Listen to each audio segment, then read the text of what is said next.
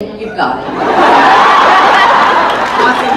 I think so, unless your mom was not, tough, but I can't imagine that.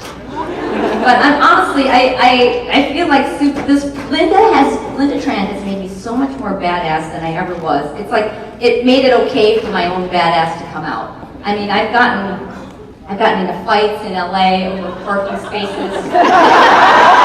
I mean, really stupid things, because people have guns, I could have gotten shot.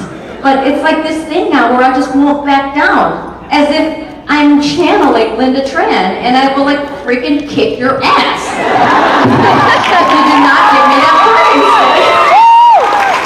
I don't know what's become of me. I used to be so demure. Well, not really, but there was a part of me that was.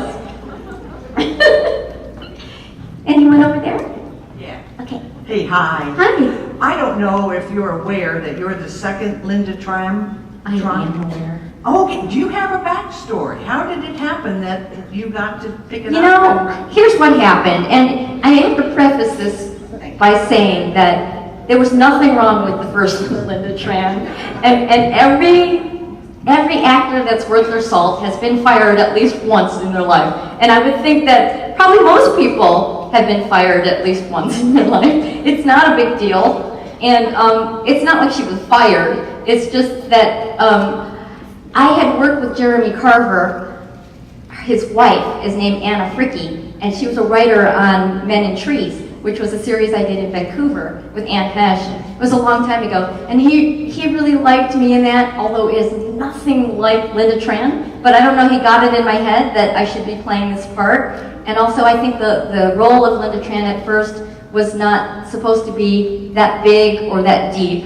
So they hired an actress right there in Vancouver. And then when they realized that they wanted to make a little bit something more of it, then he said, you know what, I'd like to cast more. And so that's how that happened. And that was such a little gift to drop into my lap. Hi.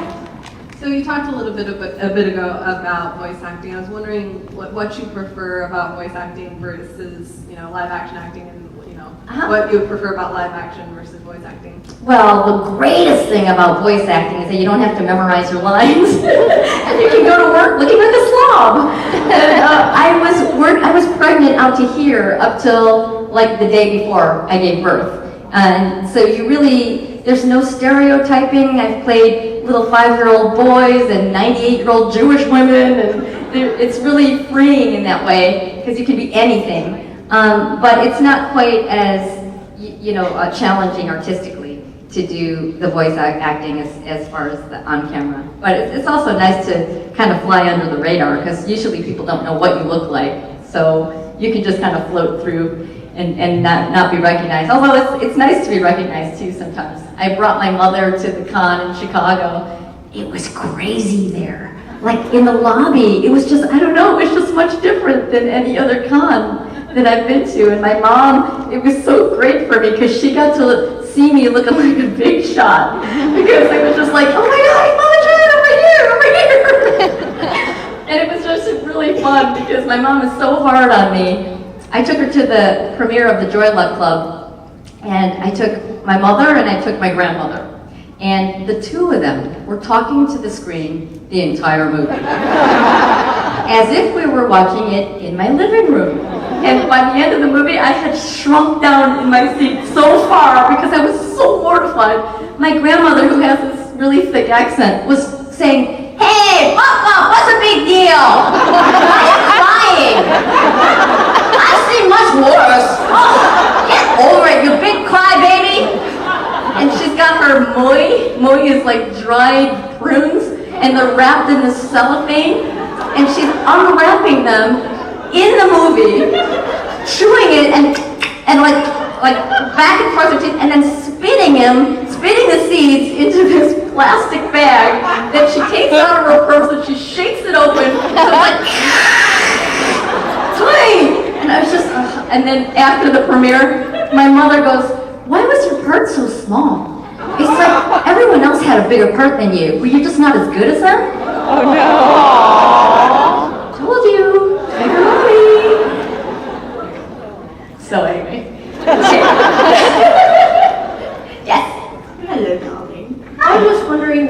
mindset did you get into when you were possessed by me?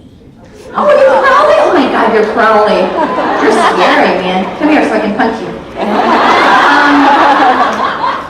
What mindset did I get into to deal with you? No one hurts my son. Like, then forget it. I will just, right? You become superhuman. You can lift a freaking car. And, you know, I also knew how it was going to end. So then I got to be extra confident. I hated it when, in Pretty Little Liars, I just did like the last 3 episodes, I played Allison's lawyer, and I was so bummed that I was going to lose that case. Because obviously I read the script ahead of time, and I was like, shoot, I hate sucking. I want to do this really well. It just reminded me of Marcia Clark in, you know, O.J. Simpson's trial. I'm like, how could she have messed that up? Like, that was a slam dunk. I remember there was a book she wrote called Without a Doubt, and it should have said, without a doubt, I am the worst lawyer ever. But anyway, I'm sorry, Marcia.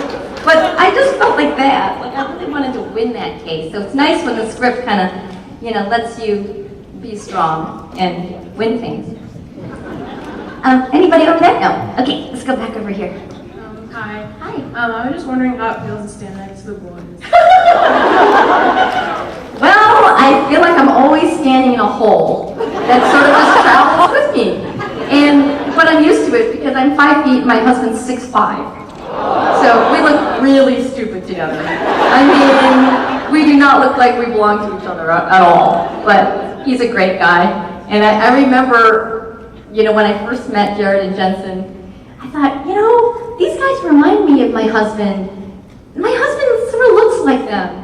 And then he came to visit me on the set, and I saw them all together. And I was like, I don't know what I was thinking. I mean, my husband's cute, but he's like 15 years older.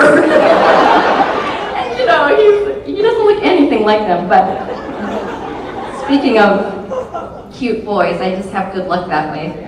I remember that when I first was working. Someone's talking. Who is it? Oh, you guys, we can totally hear you. Oh, okay. That's okay. I kept thinking I have voices in my head, like Sybil. But, no, I was just going to tell you the story, which I've told before, but about Jensen, because it still cracks me up. That when I first met him in that scene when I was running and I got to do my stunts and he's chasing me because I've got Crowley in me, and then he like pins me up against this pillar and he's like this, you know, and I'm like this. This. And I'm just like, you know, you can take your time. I mean, I'm fine. I just want to slit my throat. I'm good. Like 20 minutes is fine. And then like I would find myself in between takes, staring at him. Oh my God, stop doing that. And then my face would just drift back over. Like it was like completely involuntary, as if it was like a magnet, like one of those bobblehead dolls. Stop doing that. I'm happily married. But you know, you don't become dead even after you get married, but they're really cute. So let's see what else. Do we have someone over there? Hey. Hi. Welcome to Seattle, first of all. Thank you very much. Thank you. And I just wanted your feelings of the last episode, leaving with your other actor playing your son. Just your feelings with all the writing stuff, with Kripke and all the guys. You know, do you have any thoughts of kicking them and just saying, hey, what else can we do here and get you back on the show? Oh, I wish that I had that kind of influence. You know, like I don't know anything, and a lot of people, you know, times people will ask me, you know, what's really going to happen, and I don't really know. Like they don't tell me like who my husband was or what happened to him, but it's nice that it's all open because anything can happen, and I wish that I was like on a buddy, you know, kind of relationship with Kripke and all those guys, but I'm really not. I'm just a hired gun, so hopefully they'll have me back. But let's see, what else can I tell you? Let me tell you the story. Once upon a time. No. I will tell you a funny story about a movie that I did called Bad Santa. Has anyone ever seen that movie? It's kind of really dark, and people either really love it or hate it, but the people who love it, it's become kind of a classic because it's so dark. It's with Billy Bob Thornton. And there was, my boyfriend in that movie was a little person, and I was his girlfriend. And we shot that movie down in Torrance and in an abandoned department store. So it was no longer a department store. So we had to fill the whole building with set dressing. So everything in there was merchandise that they brought in to make it look like a department store. So I said to the director, Terry Zweigoff, who's amazing, I said, oh my gosh, you have no idea how hard it is for me to be amongst all this stuff and not be able to shop. Because I love to shop. And he goes, oh, well, just take whatever you want. Really? He goes, yeah, just take it from the back and make sure that, you can't really tell what you've taken. I was like, oh my God. I was almost crying. So every day I would go home with like bags and bags of shit. And like the people on the set were way too embarrassed to do it themselves, so they would give me their orders. I wear a size 28 jean, and can you get me those sandals over there? And so I was just like giving everything away, and then the guy who played my boyfriend wanted a bicycle, so I was like going down the escalator with a bike with him. And I just put it in his car, and it was at Christmas time, and it was just the greatest thing because I had taken care of everybody on my list and everybody on the set. So that's my favorite story from that movie. Billy Bob Thornton was an amazing professional actor. I've had the good fortune of working with some real pros. Jared and Jensen. I mean, Jensen's the kind of guy, like it didn't surprise me at all that he directs some of them because he's the kind of person that just takes care of everybody.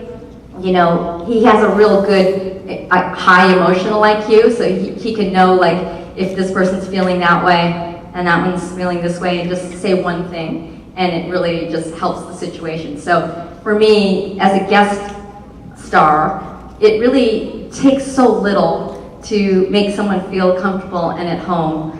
Like just by the smallest things, just in the beginning, introducing yourself and things like that. And it was really good for me to see that because I've been on the other side of it too, knowing that when a cast has been together for a long time and it's like a well-oiled machine and then a person comes in and doesn't know anyone, it can be really disorienting and kind of scary. So Jensen's brilliant at that, and then Jared's such a big goofball puppy. And they're both consummate professionals, and Jared was really there for me in that really difficult scene when I had to kind of break down, and all I had to really do was be present in the moment with him because he was so present, and he could so afford to be phoning it in at this point, and he just never does.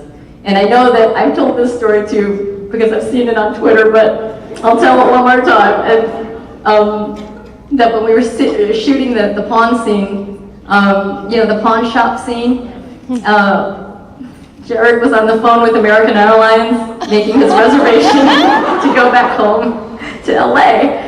And he had been speaking to this woman forever. And so it was time to shoot the scene and they said action and he goes, hold on a second. And he put the phone in his pocket. And she was still on the line. And then we did the whole scene and then he said cut and he goes, okay, so wait, what time was that flight? That takes a lot of guts, and also you have to be a real pro to be able to do that. Because again, he was right there in the scene. It's not like he was distracted or anything, but I would be. Anyway, let's see. What else do I want to tell you about? We have a question. Okay, great. Hi. How did you get into voice acting? How did I get? You know what? My first